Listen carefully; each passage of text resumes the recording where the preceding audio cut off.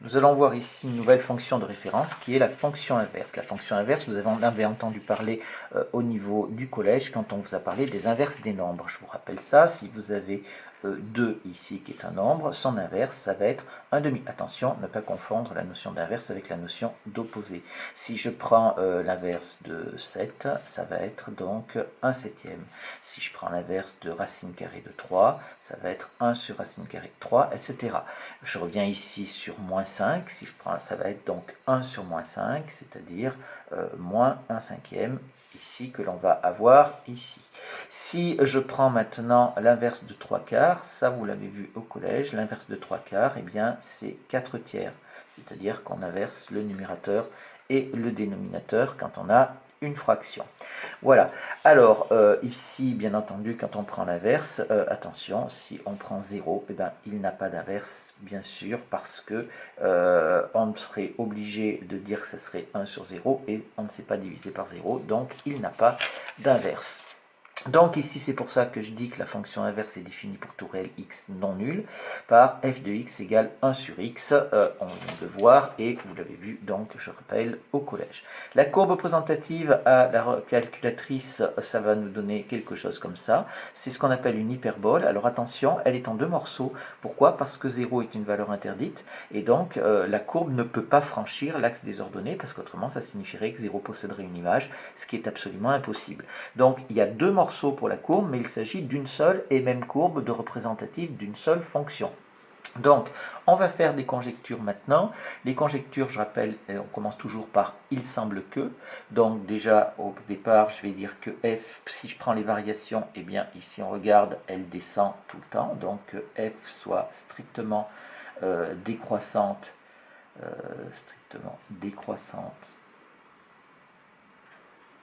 sur R étoile, c'est-à-dire sur la totalité de l'ensemble de définitions, c'est-à-dire tous les réels privés de 0, ça c'est la première chose. Ensuite, au niveau du signe, eh bien là on regarde la position, on l'a déjà vu par rapport à l'axe des abscisses, donc on voit bien que la courbe est en dessous de l'axe des abscisses pour les réels négatifs et au-dessus pour les réels positifs.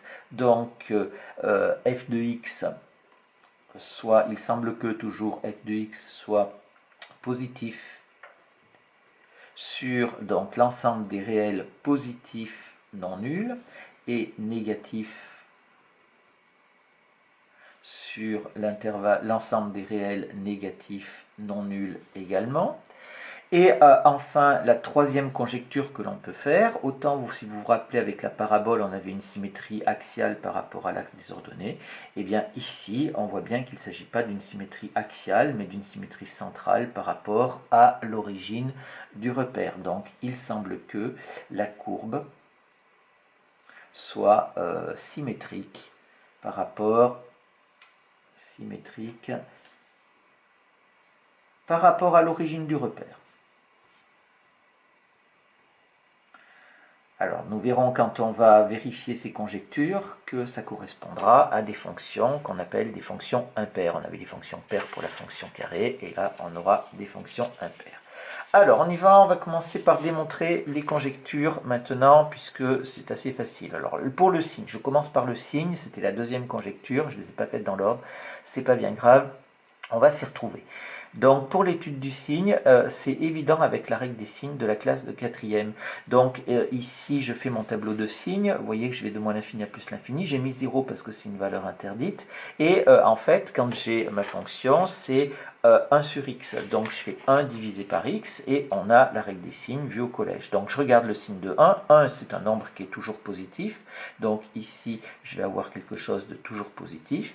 Pour le signe de x, ça, on le sait, ça vaut 0 ici, c'est négatif là et positif, c'est quelque chose d'évident. Et qu'est-ce qu'on fait? Eh bien, on va utiliser maintenant la règle des signes de la classe de quatrième pour arriver à traiter ça. Donc, ici, je vais mentionner que je fais une division en passant ce trait-là ici, voilà, en couleur. Toujours dans un tableau de signes, vous verrez dans un autre chapitre que c'est utile, parce que ici, ça nous ferait diviser par 0. On a donc une valeur interdite. Les valeurs interdites dans les tableaux, on les symbolise en faisant une double barre, c'est-à-dire qu'on fait un trou dans le tableau pour dire que le résultat n'est pas possible et que ça n'existe pas. Et maintenant, j'applique ma règle des signes, donc je fais plus par moins, ça fait moins, plus par plus, ça fait plus. Je continue ici, je fais un trait, c'est un trait de délimitation, c'est pas une double barre, hein, c'est juste un simple trait qui me délimite mon espace, bien mes intervalles ici, que tout soit bien aligné. Donc voilà, et on a donc démontré notre conjecture avec la règle des signes de quatrième. On est bien négatif sur l'intervalle moins l'infini 0 et positif sur l'intervalle 0 plus l'infini. On passe aux variations et on va faire la grande démonstration comme on l'avait faite pour la fonction carré. Donc on revient à la définition des variations d'une fonction, c'est-à-dire on va savoir si la fonction conserve l'ordre ou si elle inverse l'ordre entre les antécédents et leurs images. Et donc on commence, étant donné qu'on a deux morceaux, deux intervalles différents, c'est-à-dire l'intervalle moins l'infini 0 et 0 plus l'infini, qui sont séparés par une valeur interdite que l'on ne peut pas changer, on est obligé de séparer l'étude sur les deux intervalles, sur l'ensemble des réels positifs ou sur l'ensemble des réels négatifs. Alors, je commence par les réels positifs. Je prends donc soit A et B, deux réels strictement positifs, tels que quoi? Eh bien, on va toujours prendre ici A qui est plus petit que B. Il faut toujours que l'on prenne un qui est plus petit que l'autre, et par convention, on prend toujours A qui est plus petit que B. Et pour mentionner qu'ils sont strictement positifs, je vais dire que c'est supérieur ou égal à 0. Ici, ça, je vais l'appeler cette chose-là, je vais dire que c'est la première chose, c'est les antécédents sont rangés dans un certain ordre. Maintenant, je veux comparer f de A et f de B pour savoir s'ils sont rangés dans le même ordre ou pas. Donc, on veut comparer. Donc, qu'est-ce qu'on fait? On prend la méthode du collège, on étudie le signe de la différence, toujours f de A moins f de B. Alors, pour ça, qu'est-ce qu'on fait? On calcule maintenant f de A moins f de B. F de A moins f de B qui est égal, alors on est toujours avec notre fonction inverse, donc la fonction inverse, ça fait 1 sur A moins 1 sur B. Donc maintenant que j'ai ça, qu'est-ce que j'ai? J'ai des automatismes de calcul, peu importe le calcul qu'on a, on est dans une réduction au même dénominateur tout le temps. Donc ça nous fait est égal ici à B moins A sur A fois B. Et j'ai donc ma réduction au même dénominateur. Maintenant que j'ai fait ce calcul-là, je l'ai sous forme factorisée. Je rappelle que ici, quand on a B moins A, c'est comme s'il y avait des parenthèses à cet endroit-là. Donc, qu'est-ce qu'on va faire? On veut étudier le signe de f de A moins f de B. Donc, on va étudier le signe séparément. Donc, on étudie séparément le signe de chacun des facteurs. Le signe de chacun des facteurs. Alors, les facteurs que l'on peut avoir, ici, on va avoir ici le signe de A, que j'ai ici. Je vais avoir le signe de B. Et je vais avoir ici le signe de B moins A. On va donc séparer ça. Le premier, pour le signe de A, en fait, on l'avait déjà fait de façon très simple au début. On a dit que A et B étaient deux réels qui étaient strictement positifs. Donc, on sait que A est strictement positif et que B est strictement positif ici aussi. Donc, je vais le marquer en français. Strictement positif. Ici aussi, strictement positif. Et maintenant, il me reste que le signe de B-A. Pour B-A, j'ai toujours A qui est inférieur à B. Donc ça, c'est équivalent à dire que 0 est inférieur à B-A. Je vais passer le A de l'autre côté. Et c'est équivalent. Alors pour lire, je vais rétablir en faisant une lecture de droite à gauche. Donc ça fait B-A est supérieur à 0. Et donc ici, je vais avoir strictement positif. Strictement positif. Et maintenant, je vais pouvoir donc trouver le signe de f de b moins f de a, c'est-à-dire de mon b moins a facteur sur a moins b, donc sur ab, pardon. B moins A sur AB, eh bien, il est donc comment j'ai positif par positif par positif, et donc ça me fait plus par plus par plus, ça fait ici cette chose-là. Donc on a bien, hein, ici, j'ai 3 plus, et c'est pour ça que je mets ça par plus et par plus, pour utiliser la règle des signes de quatrième. Donc j'obtiens un résultat qui est positif. Il me reste maintenant à dire que B moins A sur AB, eh ben, c'est la même chose que F de A moins F de B. Donc c'est la même chose que dire que F de A moins F de B va être positif, ce qui est équivalent à dire que F de A est supérieur à F de B en faisant passer le moins de l'autre côté. J'arrive maintenant ici à cette chose-là. Et donc, je peux maintenant, je vais l'appeler 2, celle-là. Je vais l'appeler 2. Je vais profiter pour faire ma séparation ici pour l'étude de mes 3 facteurs séparés. Et maintenant, qu'est-ce que je vais faire? Eh bien, je vais dire en regroupant, eh bien, je vais regrouper 1 et 2. On obtient quoi? Eh bien, on obtient ici, vous voyez que A est inférieur à B, et ici le 2, F de A est supérieur à F de B. Donc on obtient ça, si A est inférieur à B, alors F de A est supérieur à F de B.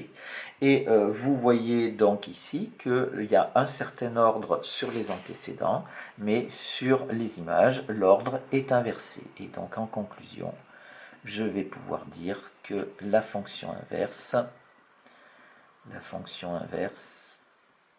est strictement décroissante sur l'intervalle R plus étoile, entre parenthèses. Elle inverse l'ordre. C'est pas pour rien qu'on l'appelle la fonction inverse.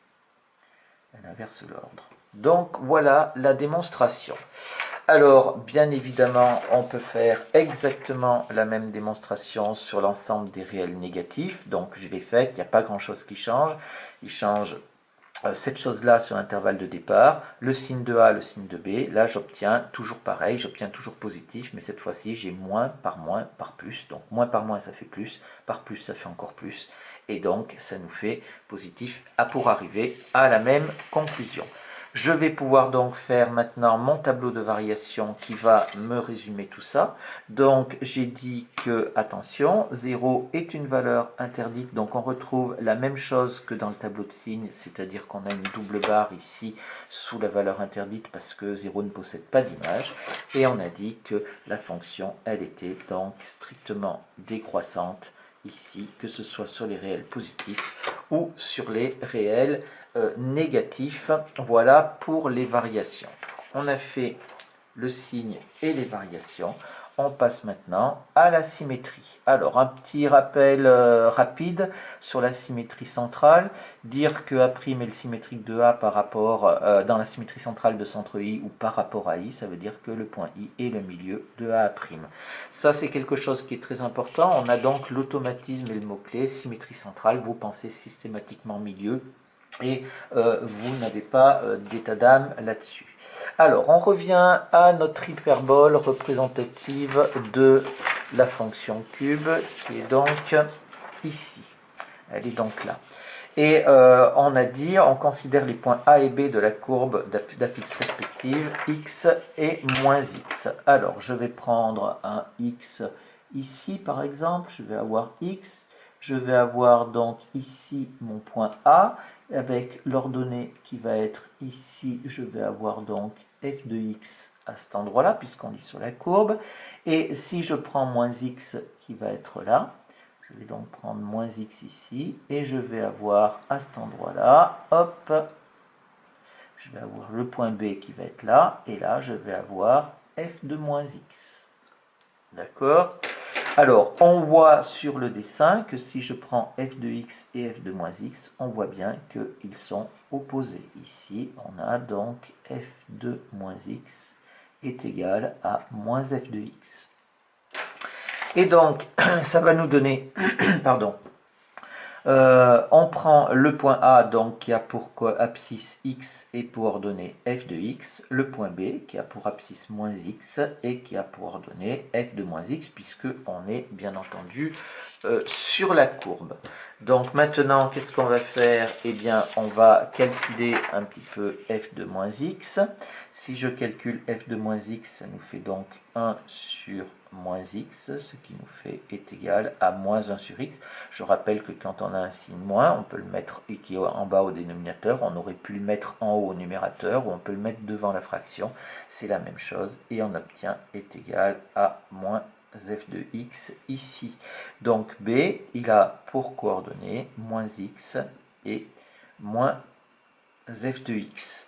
Et donc, qu'est-ce qu'on va pouvoir dire? Eh bien, on va pouvoir dire ici que il est clair que le point, l'origine du repère,